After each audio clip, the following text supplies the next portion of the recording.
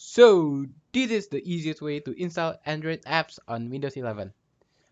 So you only need a VPN to connect to the United States server, and if you're in United States already, you don't have to do these steps. And for the first step, you have to go to the settings, go to the time and language. After that, you may go to the language and region, and you may change your country or region to United States. After that, you may go to the Windows Store here. You may search for Amazon App Store.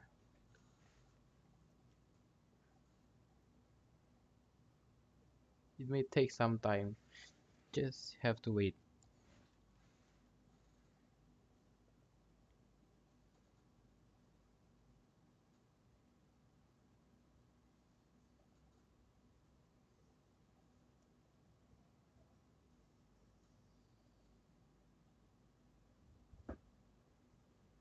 After it appeared, you may click on here and you may click install here.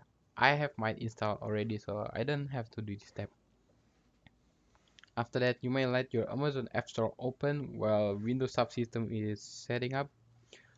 After that, you may open your Windows Subsystem for Android and you may turn on the developer mode.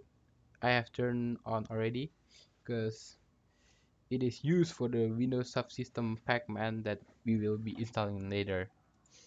So for installing the Windows Subsystem Android PacMan, it is really easy. Just have to click install on the WSA PacMan. I have mine installed already. So here's the installer. I'll give the link in the description. After that, you may open your WSA PacMan and then just configure anything here. After that, you're ready to go. You may install your Android apps via WSA PacMan, and I'll show you the Apple Music.